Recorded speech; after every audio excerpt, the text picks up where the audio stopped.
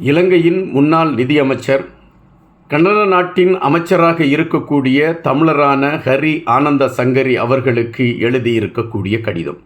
அந்த கடிதத்தில் எடுத்து வைத்திருக்கக்கூடிய கருத்துக்களை உள்ளார்ந்து பார்க்கின்ற பொழுது, அந்த கருத்துக்களில் அவர் குறிப்பிட்டிருக்கக்கூடியது ஆனந்த சங்கரி அவர்கள் தமிழர்களுக்கு எதிரான நிலைப்பாட்டை எடுக்க வேண்டும் என்கின்ற கருத்துக்களை மையப்படுத்தி அந்த கடிதம் எழுதப்பட்டிருக்கிறது.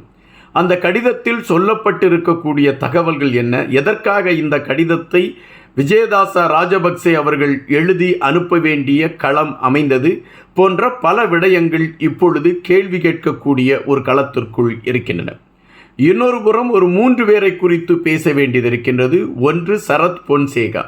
சரத் பொன்சேகா அவர்கள் தற்பொழுது எடுத்து வைத்திருக்கக்கூடிய கருத்து மீள் உருவாக்கம் காண்கின்றதா இயக்கம் என்கின்ற அடிப்படையில் அவர் எடுத்து வைத்திருக்கக்கூடிய கருத்து ஒரு கேள்விக்கணைகளை எழுப்புகின்றன.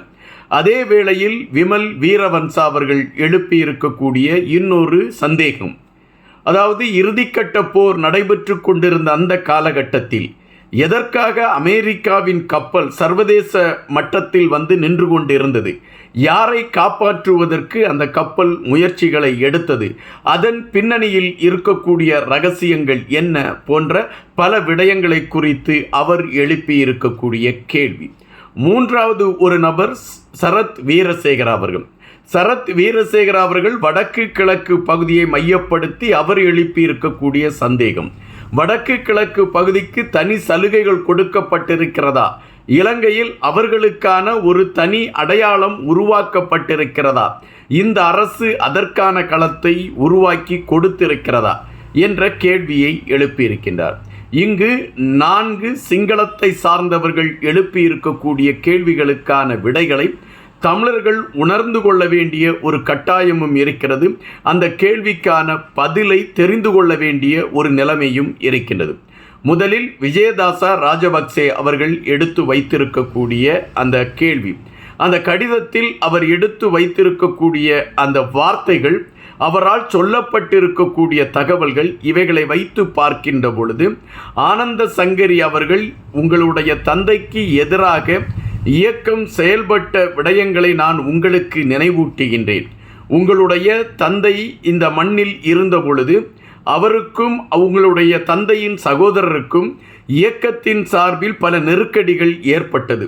அப்பொழுது உங்களுடைய தந்தையின் சகோதரரை காப்பாற்றக்கூடிய பொறுப்பை நான் ஏற்று சந்திரிகா அவர்களிடம் இதை குறித்து பேசி உங்களுடைய தந்தையின் சகோதரரை காப்பாற்றியிருக்கின்றேன். அதுபோல இயக்கத்தை சார்ந்தவர்கள் பலரை அழித்திருக்கின்றார்கள், முக்கியமான தலைவர்களை அழித்திருக்கின்றார்கள், முக்கியமான மக்கள்களை அழித்திருக்கின்றார்கள், நியாயமாக நடந்தவர்களை எல்லாம் அழித்திருக்கின்றார்கள்.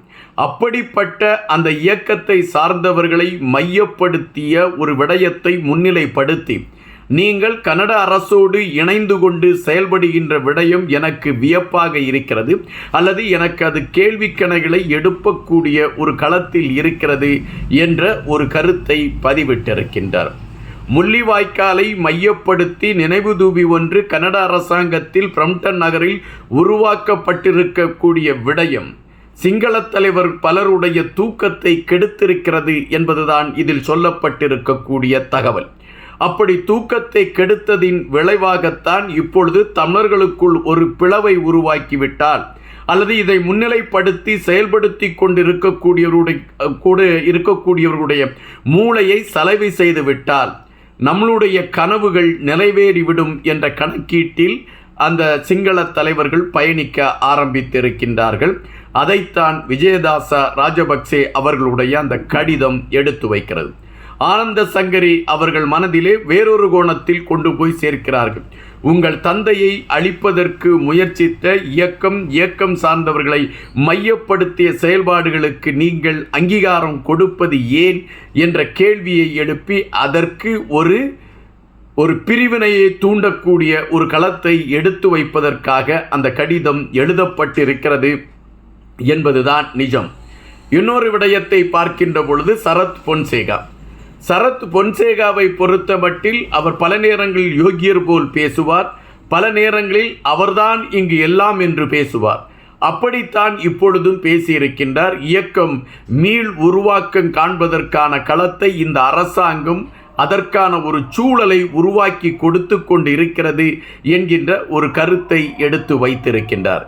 அப்படி இயக்கம் உருவாவதற்கான ஒரு களத்தை இந்த அரசாங்கம் கையில் எடுத்திருக்கிறதா என்றால் அது கேள்விக்கணைகள். வெளிநாடுகளில் இருக்கக்கூடியவர்களுக்கு அதற்கான சலுகைகள் கொடுத்து, ஒருவேளை அவர்களிடமிருந்து புலம்பெயர்ந்த தமிழர்களிடமிருந்து நிதிகளை பெற்றுக்கொண்டு புலம்பெயர்ந்த தமிழர்களுடைய செயல்பாடுகளை அங்கீகரிக்கக்கூடிய களத்தை இந்த அரசு எடுத்துக்கொண்டு இருக்கிறதா என்கின்ற கேள்விகள் தான் வருகின்றன. இராணுவம் சார்ந்தவர்களை குறைத்து மதிப்பிட்டு அவர்களுக்கு கொடுக்கக்கூடிய மரியாதைகளை கொடுப்பதை தவிர்த்துவிட்டு இந்த அரசாங்கம் திட்டமிட்டு ஒரு குறிப்பிட்ட மக்களுடைய கோரிக்கைகளை ஏற்றுக்கொண்டு செயல்படுகிறதா? இதன் அடிப்படையில் குறிப்பிட்ட பகுதியில் இயக்கம் மீள் உருவாக்கம் காண்பதற்கான ஒரு சூழல் அமையும் என்பதை நான் இங்கு பதிவு செய்கிறேன் என்று சரத் பொன்சேகா குறிப்பிடுகின்றார். சரத் பொன்சேகா தான் இருக்கிறேன் என்பதை அடையாளப்படுத்துவதற்கு பலமுறை இதுபோன்ற கருத்துக்களை பதிவிடுவது வாடிக்கை. அப்படித்தான் இப்பொழுதும் இந்த கருத்துக்களை பதிவிட்டிருக்கிறார் என்கின்ற ஒரு விடயத்தை தான் நாம் பார்க்க முடிகின்றது. அடுத்தது விமல் வீரவன்சா அவர்கள். விமல் வீரவன்சா அவர்களை பொறுத்தமட்டில் அவர்கள் எப்பொழுதுமே மேதாவித்தனமாக பேசக்கூடிய ஒரு மனிதர். தான் பேசுவதுதான் சரி என்கின்ற அடிப்படையில் பேசக்கூடிய மனிதர். தற்பொழுது அவர் ஒரு விடயத்தை மையப்படுத்தி பேசியிருக்கின்றார். அவர் பேசியிருக்கக்கூடிய அந்த விடயத்தை நாம் பார்க்கின்ற பொழுது பலர் குறிப்பிடுவது போல இயக்கத்தின் தலைவரும் இரண்டாம் தலைவரும் தப்பிப்பதற்கான ஒரு களம் அன்று உருவாக்கப்பட்டிருந்ததோ என்கின்ற ஐயப்பாடுக்கு வலு சேர்க்கக்கூடிய ஒரு களமாக அது அமைந்திருக்கின்றது. அப்படி அவர் என்ன குறிப்பிடுகின்றார் என்றால், குறிப்பிட்ட ஒரு கடல் பகுதியில் அமெரிக்காவை சார்ந்த இராணுவம் வந்து நின்றது. இராணுவத்தின் கப்பல். அந்த கப்பல் ஒரு குறிப்பிட்ட 2 தலைவர்களை காப்பாற்ற வேண்டும் என்கின்ற நிலைப்பாட்டில் வந்து நின்றது. அதற்கான செயல்பாடுகள் எடுத்து வைக்கப்பட்டது. அமெரிக்கா போன்ற நாடுகளுக்கு ஒரே ஒரு திட்டமிடுதல் தான் இருந்தன. இலங்கை ஒன்றுபட்டு நின்றுவிடக்கூடாது என்பதில் அவர்கள் மிக தெளிவாக பயணித்தார்கள். அதனால் இலங்கையில் பிரச்சனைகளை உருவாக்க வேண்டும், பிரச்சனைகள் தொடர வேண்டும் என்கின்ற அடிப்படையில் இயக்கத்தை சார்ந்த 2 தலைவர்களை காப்பாற்றி மீண்டும் ஒரு போர் சூழலை உருவாக்குவதற்கான முயற்சிகளை எடுப்பதற்கு அவர்கள் தயாராக இருந்தார்கள் என்கின்ற விடயத்தை விமல் வீரவன்ச அவர்கள் எடுத்து வைத்திருக்கின்றார். அப்படி என்றால் விமல் வீரவன்சே அவர்கள் குறிப்பிடுகின்ற கருத்தை வைத்து பார்க்கின்ற பொழுது அமெரிக்கா இறுதிக்கட்ட போர் நடைபெற்று கொண்டிருந்த அந்த காலகட்டத்தில் 2 தலைவர்களை காப்பாற்றுவதற்கு முயற்சி எடுத்தது உண்மை என்றால், பலர் குறிப்பிடுவது போல அல்லது பலர் இன்று எடுத்து வைக்கக்கூடிய செய்திகளின் அடிப்படையில் அந்த 2 தலைவர்களும் உயிரோடு இருப்பதற்கான வாய்ப்புகள் இருக்கிறதா என்கின்ற சந்தேகத்தை அது எழுப்புகின்றன. காரணம், சிங்கள தலைவர்களே இப்பொழுது பல உண்மைகளை வெளியே எடுத்து வைக்கக்கூடிய ஒரு களத்தை எடுத்திருக்கிறார்கள் என்பதுதான் நிஜம். அதில் விமல் வீரவன்சா வைத்திருக்கக்கூடிய கருத்தும் அதுவாகத்தான் இருக்கின்றது. மூன்றாவதாக பேசியிருக்கக்கூடிய மேதாவி மனிதர் சரத் வீரசேகரா. சரத் வீரசேகராவை பொறுத்தமட்டில் தமிழர்கள் கிள்ளுக்கீரைகள், தமிழர்களை பொறுத்தமட்டில் தீண்டத்தகாதவர்கள். தமிழர்கள் இலங்கையில் அதிகாரம் வேண்டும் என்று கேட்டுவிட்டால் சரத் வீரசேகராவுடைய மேனியிலே யாரோ தீயிட்டு கொளுத்தியது போன்ற ஒரு வெப்பச்சலனம் அவருடைய உடலிலே ஏறிவிடுகின்றது. இது தொடர்ச்சியாகவே அவர் நடத்தி கொண்டிருக்கக்கூடிய களம். தற்பொழுது இந்த அரசாங்கம் கொடுத்திருக்கக்கூடிய சலுகையின் அடிப்படையில் வடக்கு கிழக்கு பகுதிக்கு ஒரு தனி அதிகாரம் கொடுக்கப்பட்டிருக்கின்றதா? இலங்கையை பொறுத்தமட்டில் இலங்கையில் அனைத்து பகுதியும் ஒன்று என்கின்ற நிலைப்பாடு கட்டியமைக்கப்பட வேண்டும் என்று பலர் போராடினார்கள். பல இராணுவ வீரர்களை இழந்திருக்கிறோம். அப்படிப்பட்ட சூழலில் வடக்கு கிழக்கு பகுதிக்கு தனி அங்கீகாரம் கொடுத்து அவர்களை ஒரு உயர்வானவர்களாக காட்டுவதற்கு இந்த அரசு விளைகின்றதா? ஏதோ ஒரு சிக்கலை உருவாக்குவதற்கு இந்த அரசு முனைந்து கொண்டிருக்கிறது என்பதாகத்தான் இதை வைத்து என்னால் எடுத்து வைக்க முடியும் என்ற கருத்தை பதிவிட்டிருக்கின்றார். ஒட்டுமொத்தமாக பார்க்கின்ற பொழுது இப்பொழுது சிங்கள தலைவர்கள் அனைவருமே ஏதோ ஒரு பயத்தில் பயணிக்கக்கூடிய ஒரு களம் தொடர்ச்சியாகவே அரங்கேறி கொண்டிருக்கின்றது அல்லது தொடர்ச்சியாகவே எடுத்து வைக்கப்பட்டு கொண்டிருக்கின்றது. இன்று 4 தலைவர்கள் புலம்பி இருக்கின்றார்கள். 4 தலைவர்களுடைய புலம்பலும் ஏறக்குறைய இயக்கத்தை சார்ந்த களங்களும், தமிழர்களை சார்ந்த களங்களும், தமிழர்களுடைய செயல்பாடுகளை மையப்படுத்திய களங்களும், தமிழர்களுக்கிடையே பிளவை ஏற்படுத்த வேண்டும் என்கின்ற ஒரு ஒற்றை நோக்கோடு பயணிக்கக்கூடிய ஒரு களங்களும் அமைந்திருக்கின்றன. ஆனந்தி சங்கரி அவர்களுக்கு விஜயதாச ராஜபக்சே எழுதியிருக்கக்கூடிய அந்த கடிதம் கூட ஏறக்குறைய அதைத்தான் மையப்படுத்துகின்றது. தமிழர்கள் ஒன்றிணைந்து ஆங்காங்கே சர்வதேசத்தில் இலங்கைக்கு எதிரான ஒரு அழுத்தத்தை கொடுப்பதற்கான முயற்சிகளை எடுத்து விட்டார்கள்.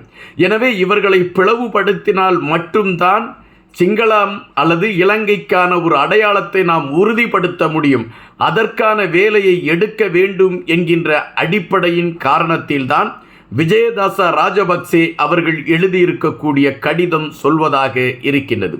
பல விடயங்களை வைத்து பார்க்கின்ற பொழுது இலங்கைக்கு எதிரான ஒரு அழுத்தம் பரவலாகவே இப்பொழுது சர்வதேச மட்டத்தில் எழும்பத் தொடங்கி இருக்கக்கூடிய ஒரு களம், இதை மாற்றி ஒரு அரசியலாக கொண்டு செல்வதற்கான விடயங்களை கையில் எடுத்துக்கொண்டு மிக மிக வேகமாக பல பிரச்சனைகளை தமிழர்கள் மத்தியில் உருவாக்குவதற்கு திட்டமிட்டு சிங்கள தலைமைகள் களம் விரித்திருக்கிறது என்பதாகத்தான் கணிக்க முடிகிறது.